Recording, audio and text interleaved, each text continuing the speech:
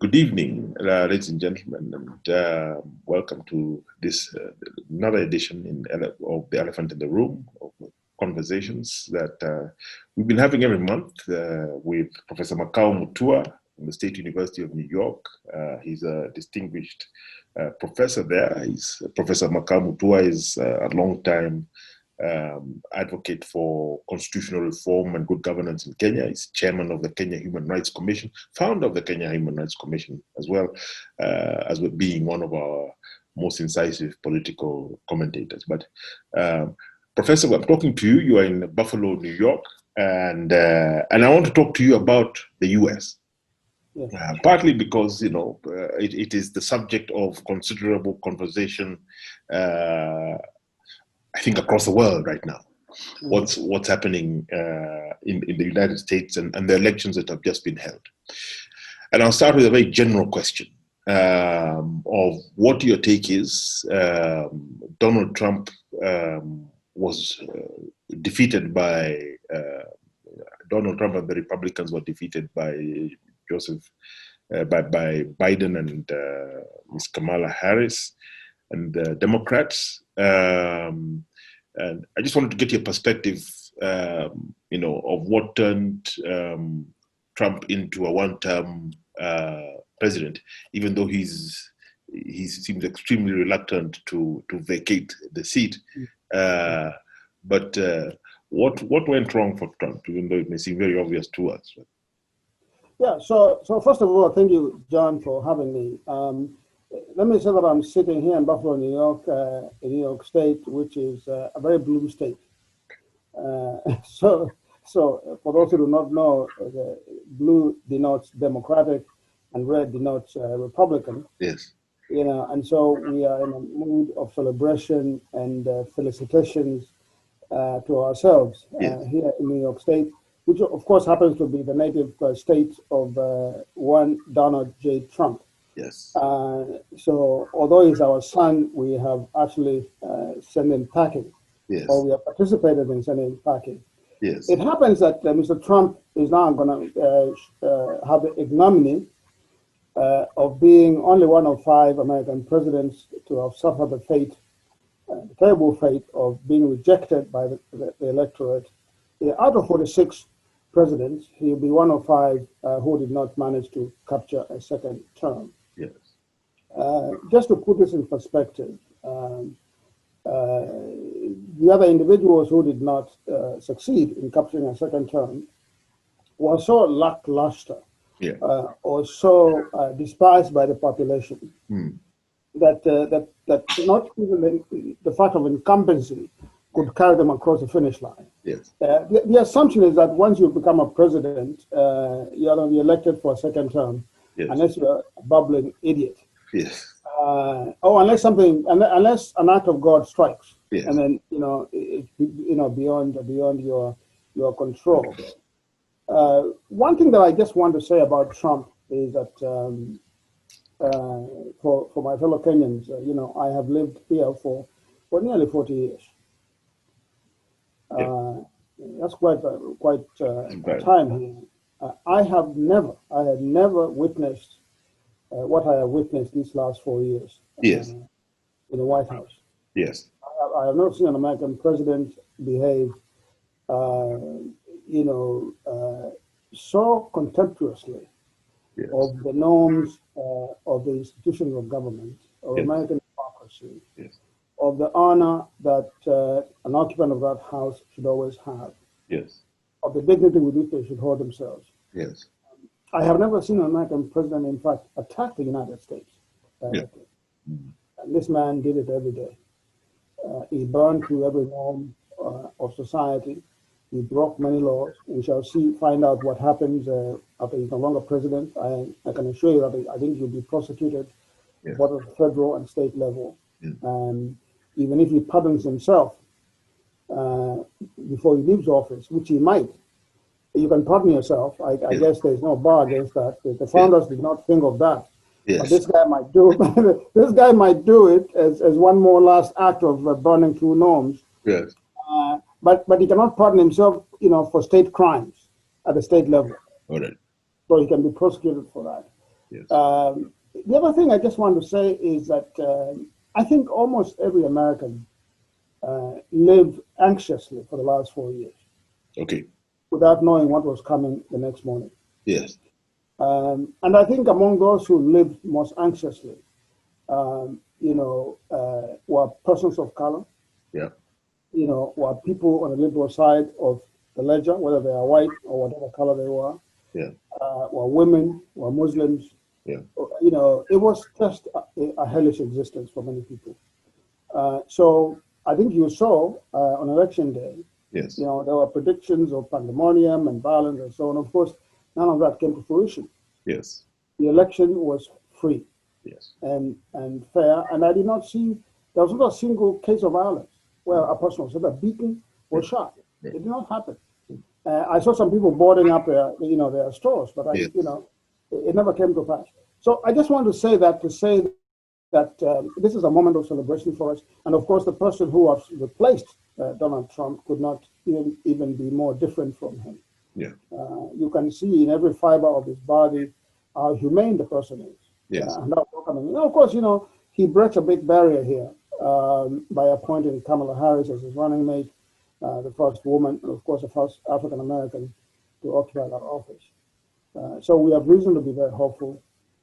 As you know very well, John, Mr. Biden has been getting a lot of congratulatory messages from across the world, including from the most powerful countries like Yes. Britain, France, and so on. Yes. And those countries are referring to Mr. Trump as the ex-president or as the outgoing president. Yes. So although Mr. Trump may not realize that he has been defeated, Yes. the people, his counterparts around the world, believe that he's going home. One of the things that struck me, and and I think it's not. You mentioned the anxious times for people of color, for Muslims, and for many minorities, for many of the people immigrants who are being deported, families being separated.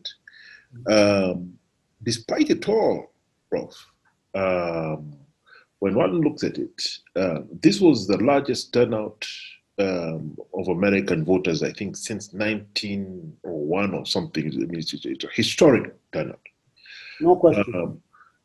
Mr. Trump still walked off with 70 million votes. Mr. Biden, the Democrats, beat him by around 4 million votes. So 5 million.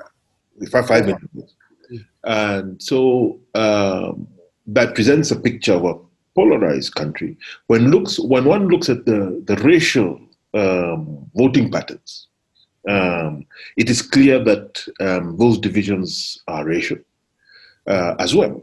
90% of African Americans voted for the Democrats, and as you said, this one was also very personal. I mean, especially given the incidents of police violence that have taken place, very, very loudly over the last few years.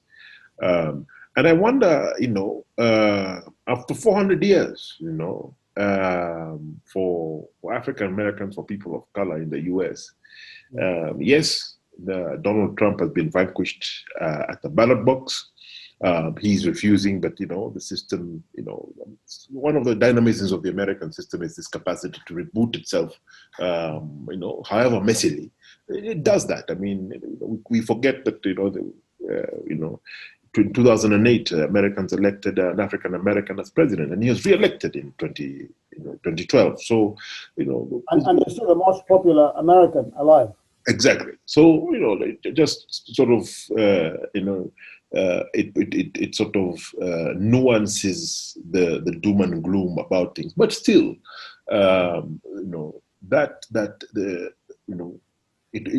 it does look like a polarized country, and the cleavages are very ancient, and America's a relatively young country.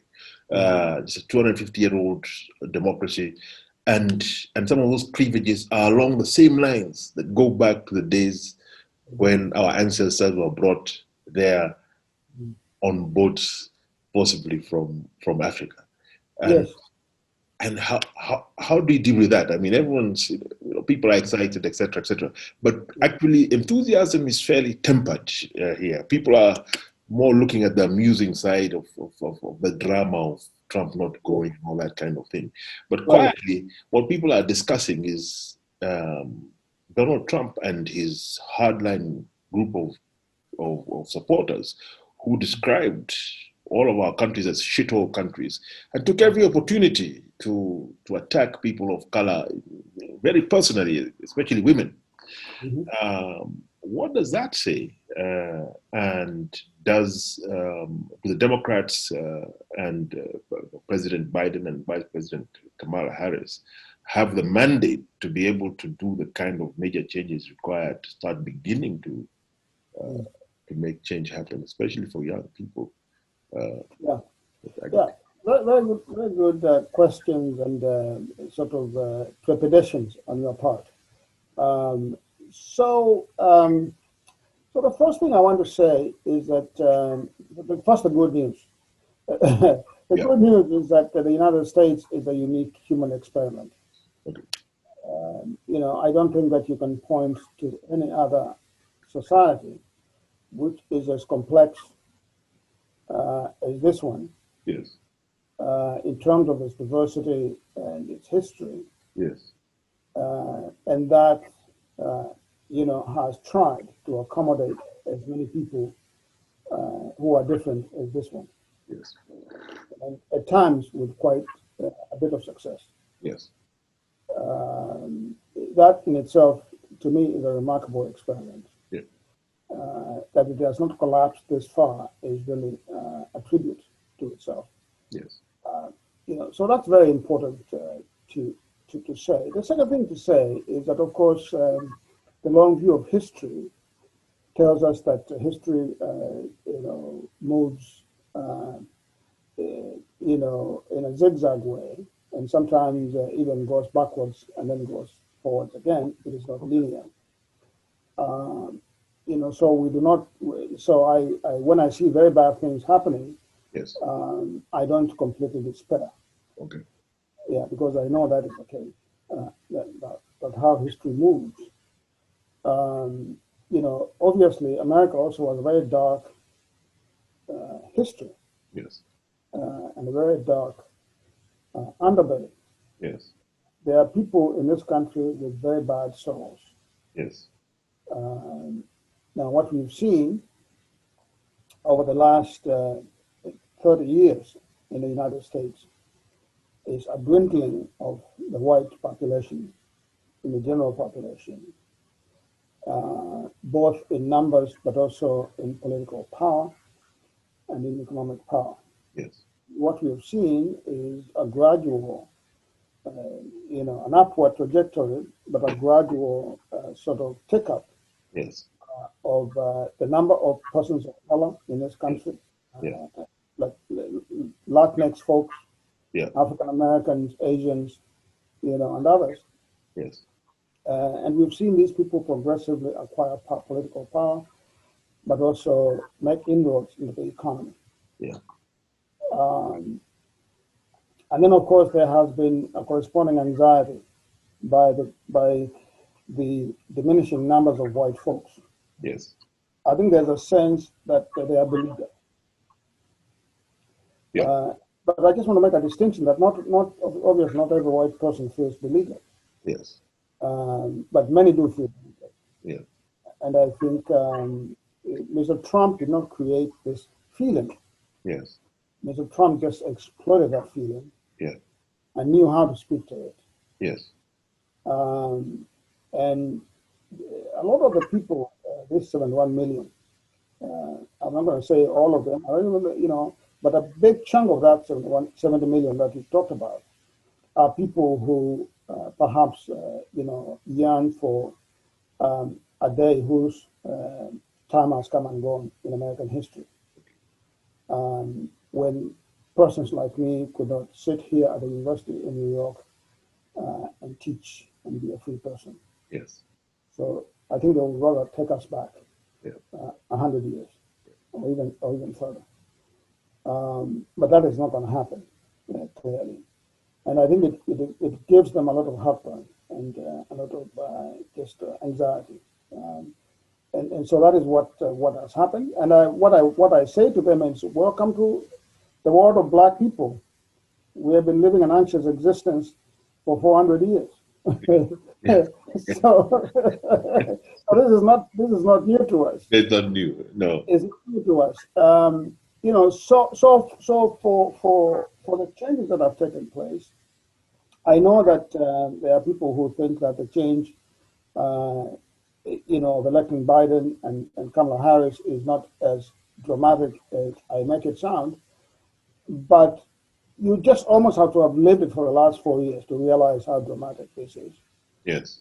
I know that President-elect, Biden is going to unwind in his first day in office some of these hateful policies. Yes. Like the Muslim ban will be gone. He's going to re-enter the Paris Climate Accord. Yes. He's going to reverse putting babies in cages in the southern border here with Mexico. Yes. All that's going to go. All this ban on people from Africa coming to the United States is going to end on the first day. Yeah.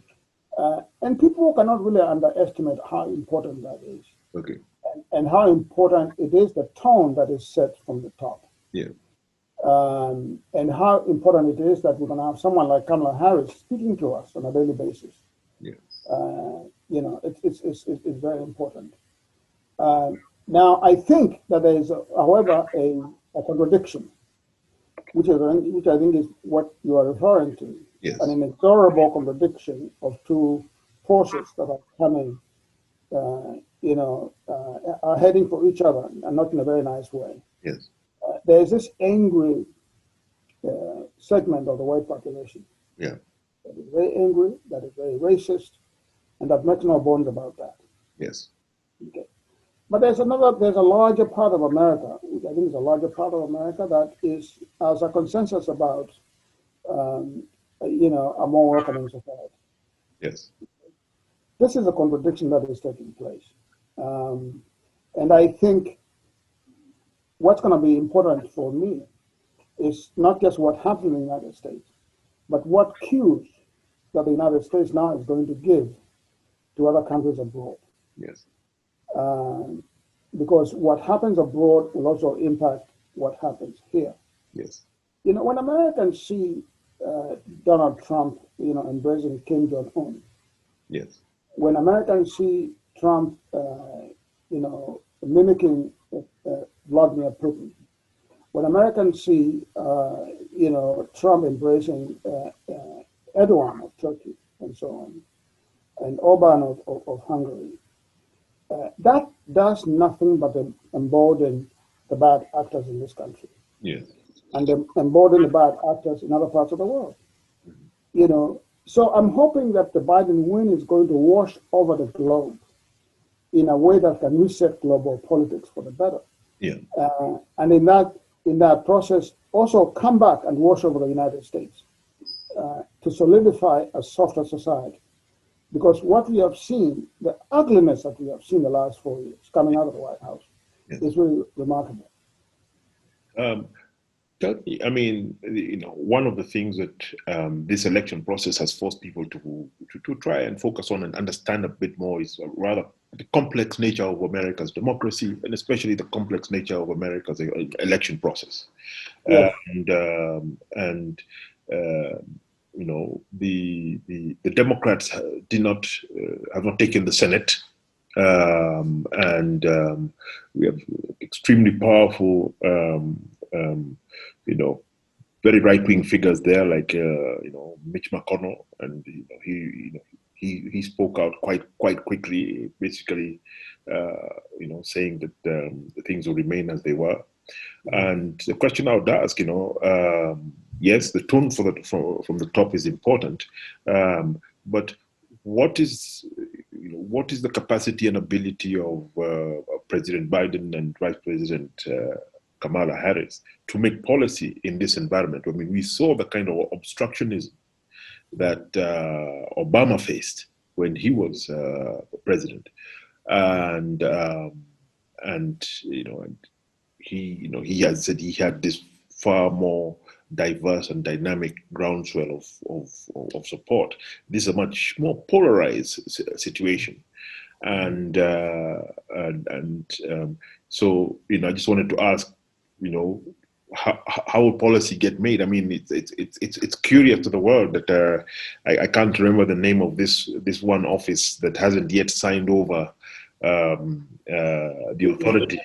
The General Services Administration, the GSA. The GSA, General Services Administration. It sounds like something out of Russia. It sounds like it's in a gray building in a corner somewhere in a back street in Washington. Yes. On the top floor sits in a small office a bureaucrat who hasn't seen the letter that allows a transition to begin. Yes. And just wondering what does this portend? The fact that you have, it's one of the things that we've been reflecting on even here, that the reactionaries in the world, the past 10 years in particular, are far more radical than the progressives. Yeah.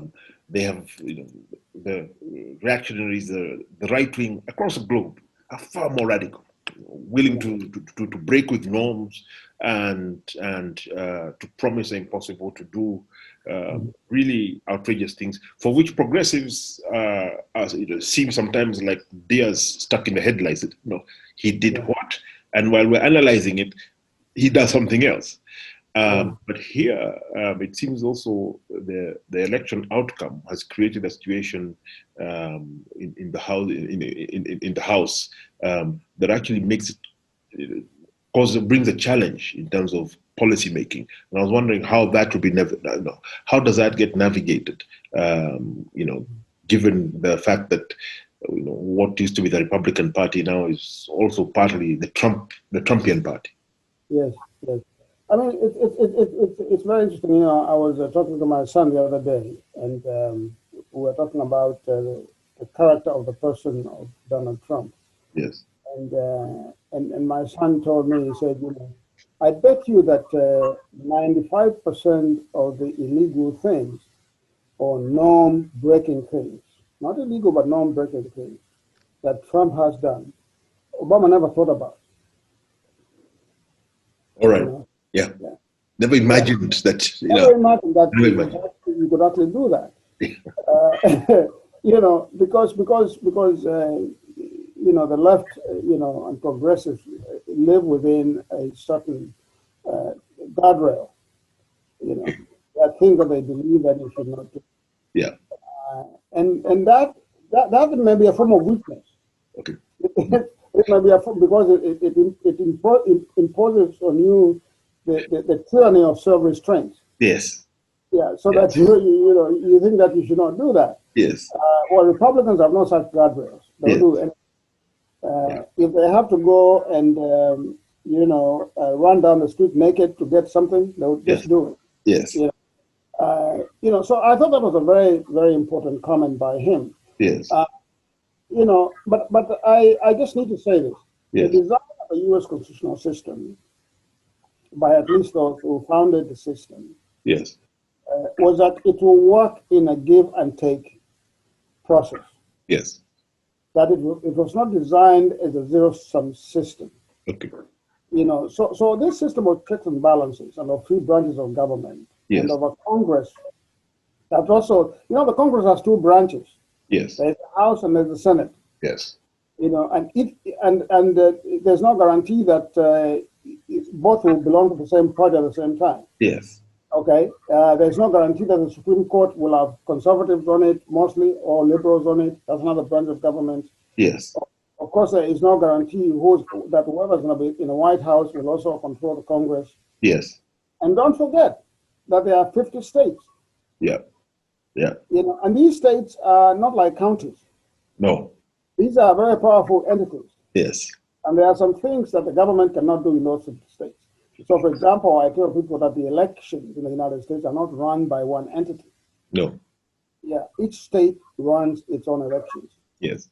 Yeah. And then reports those results out.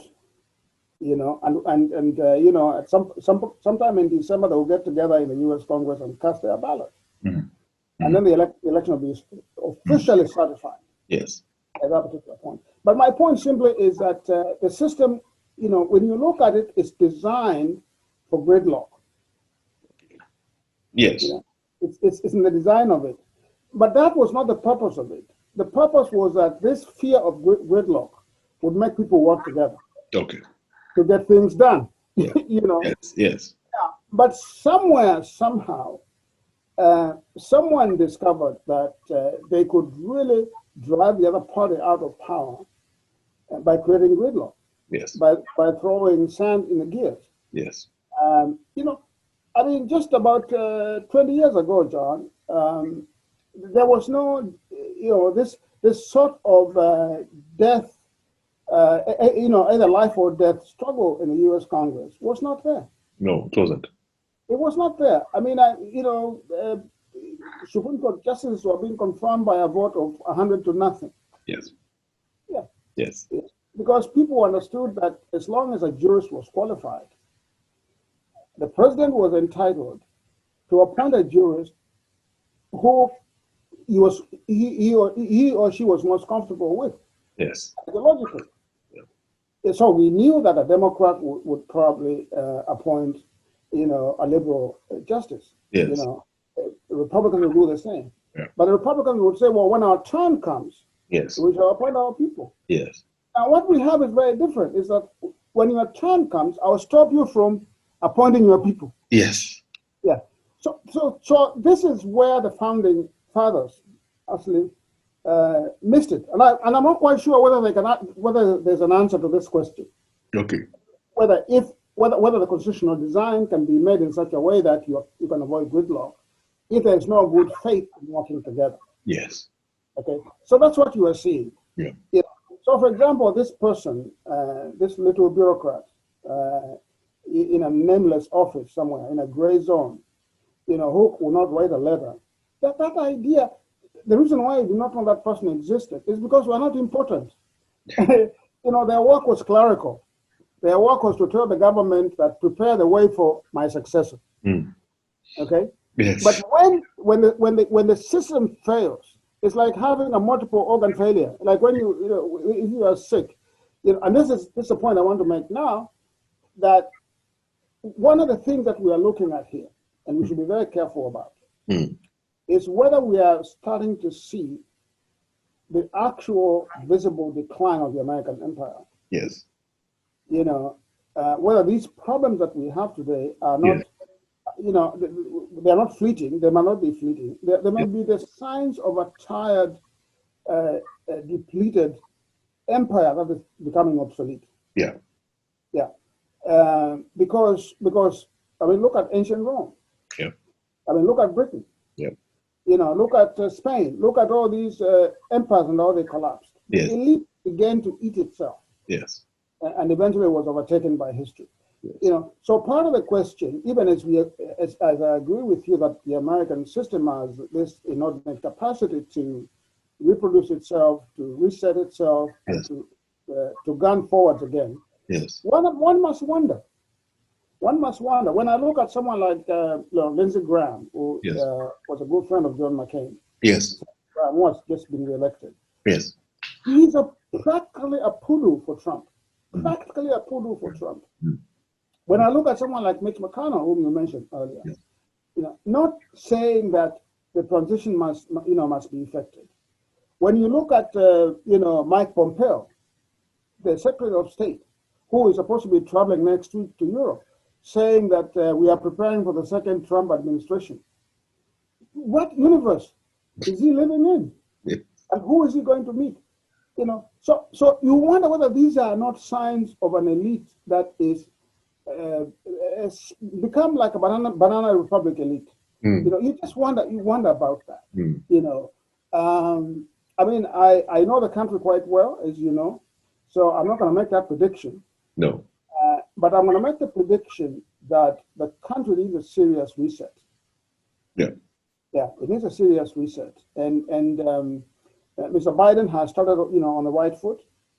The one thing that I think is important. People should be looking at Kamala Harris. Okay. Okay? Yes. Because she's going to have a very big role to play in this government. Okay. Yeah, a very big role to play in this. Not only because Mr. Biden trusts her implicitly, Yeah. but also because Mr. Biden might end up being a one-term president just because of his age. Yes. And he just might become a sage, who then grooms her, and then she goes forward and does that. Because he has nothing to prove. Yes. No, he doesn't. Yeah, no, he doesn't have anything to prove. No. So, and that is the most beautiful thing about him. Yes. You can see that he's comfortable in his own skin. As he is indeed. So I think the hope of the system really rests there. And I think after January 20th, when he takes the oath of office, I think you'll see a whole new day in America. Yeah. And so to my friends around the world, I would say to wait until that day to see what happens. Okay. I think the people that they're going to appoint across the board will generally be very inspiring people. Okay. I just think so generally. And how can you not be inspiring after what we've had for the last 4 years? So I mean, I hear the doom and gloom talk, okay, but I'm not ready to sign up. Sign up. Yeah. Across the world, America has retreated in the last several years. Mm-hmm. I mean, I think I was counting 11 international sort of multilateral agreements, whether from climate change to its the nuclear deal with Russia, etc. America has retreated, and I was observing just how quickly this Nagorno-Karabakh issue was, an invasion took place. It blew up. 14 days. Done and dusted, territory's been taken back. And, US has been, in a sense, the democratic, even our own Kenyan constitution is modeled and in a sense, on the American one. American advisors are embedded in our election system whenever we have elections, and now we're looking and we're saying, hold on. It's a reality. China is no longer this rising power; it's risen, and the Turks back the Azerbaijanis who have done what they've done. Putin was able to take Crimea, and so the world is moving, around the US. And so I just wanted to ask, especially the authoritarians, are loving, especially this sort of theater of the president refusing to accept that he has lost an election. The authoritarians are loving it, because it's saying, look at this system, this disastrous system that produces useless leaders and et cetera, et cetera, et cetera. But I just wanted to get your reflections on what this means, for the cause which you have fought for globally, not only in Kenya and in the US, but around the world, which is the cause of freedom, of democracy, of rights, of the ability and freedom for me and you to have this conversation while sitting in two different continents and talk about our leaders and to opine on them freely without fear. Even call them names. Even call them names freely. And that atmosphere is changing. And there was a sense in which US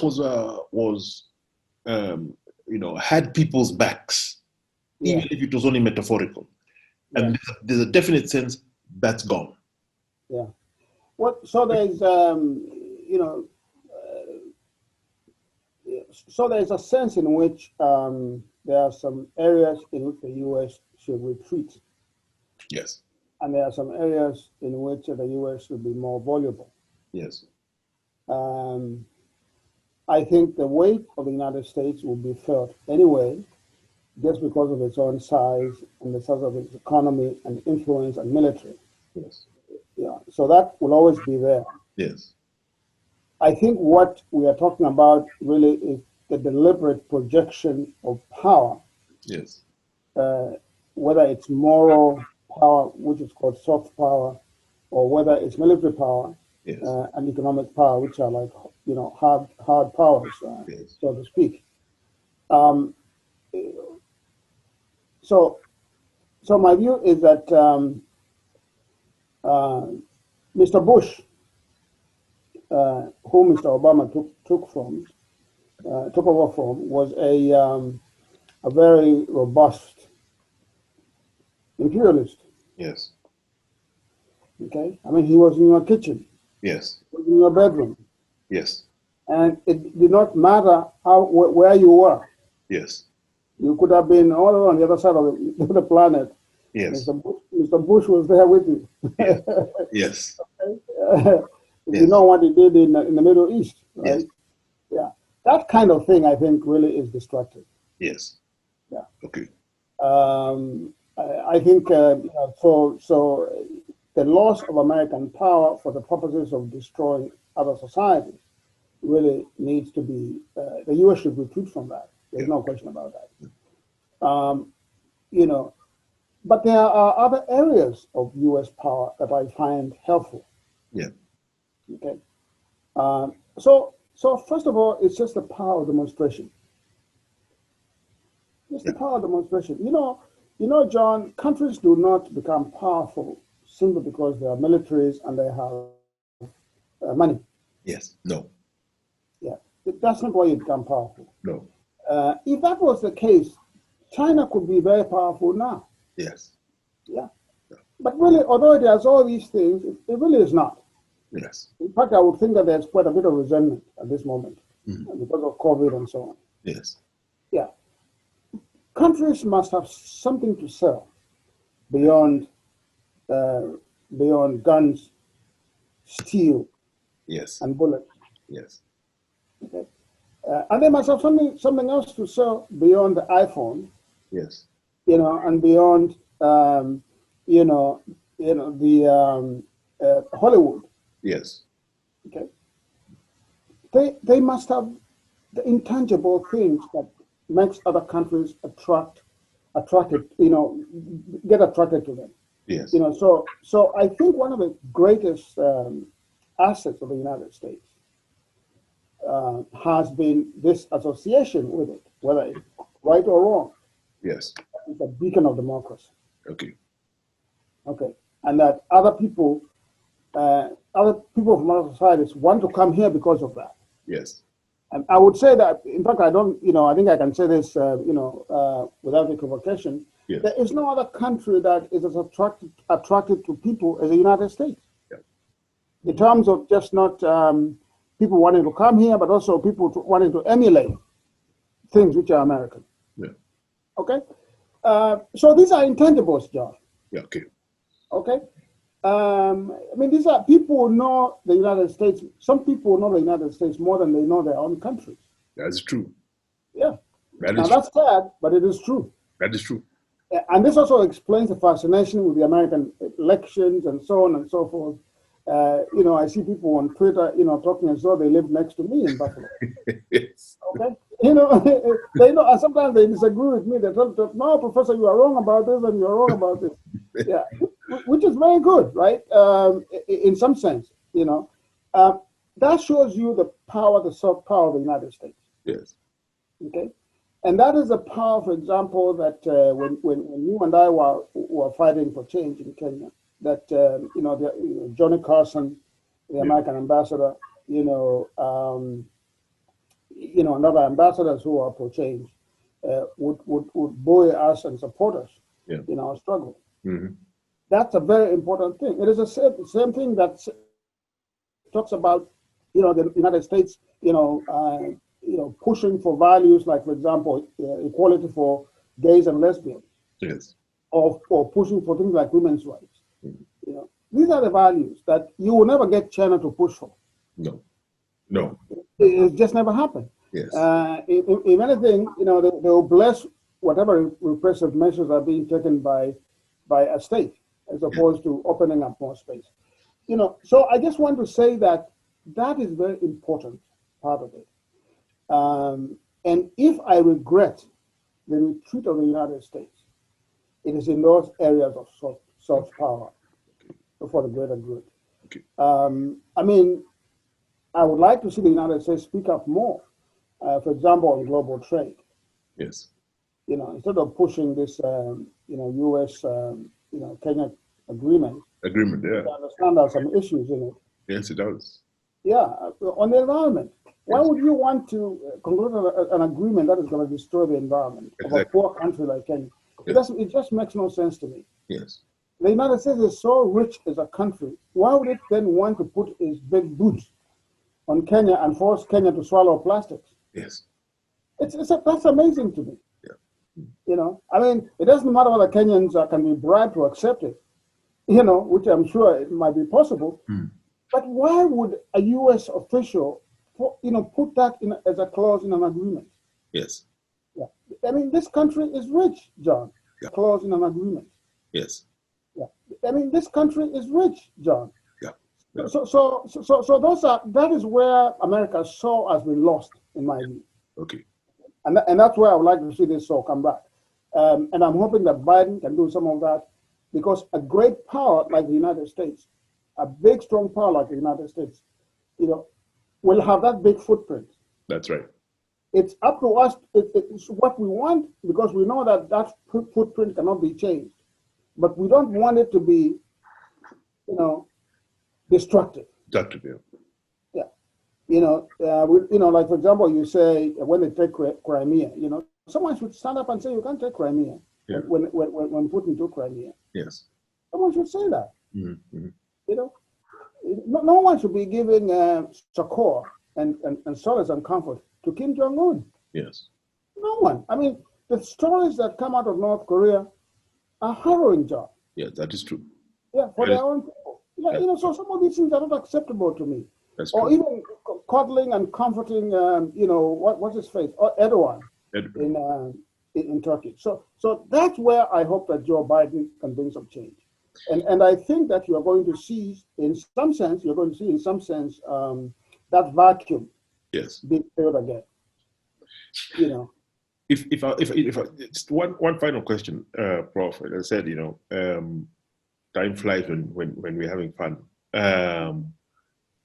U.S. and Africa. Comment. Yeah, I think it's a very troubled relationship. It is Africa in U.S. foreign policy has been an afterthought. Yeah. For a very, very long time. Yes. And I'll tell you why it's an afterthought, because of two main reasons. Number one, African countries themselves do not have the economic power to be global players, or they have not harnessed their resources to be global players in the global market. Yes. No one takes you seriously unless you can produce and consume. Yes. And in large quantities. Yes. Yeah, you need to consume, you need to produce and consume in large quantities. Yes. That is just a fact. Yes. Okay.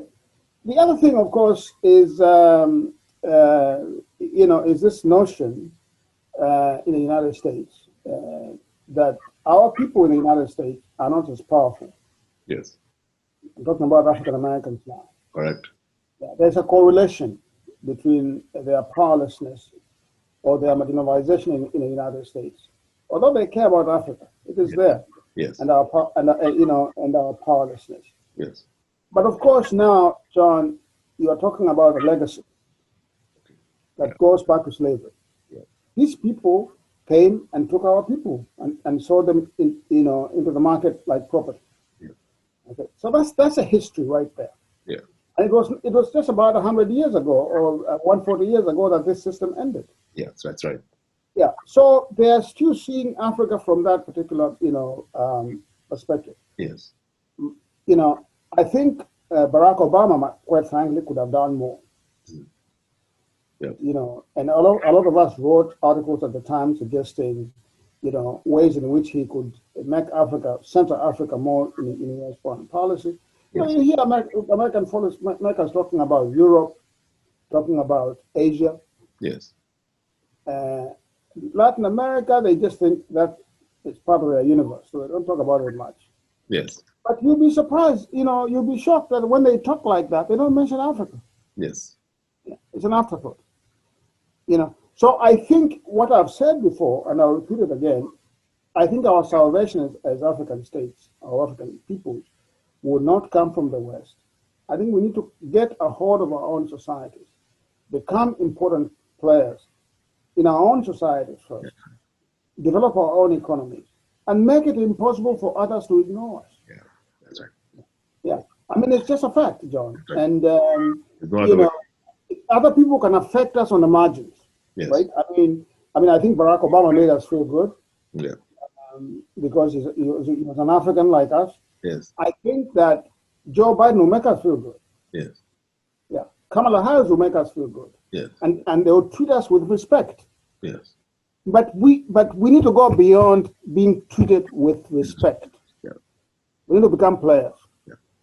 And that is about power and resources. It is not just about feelings. It's not about feelings. Correct.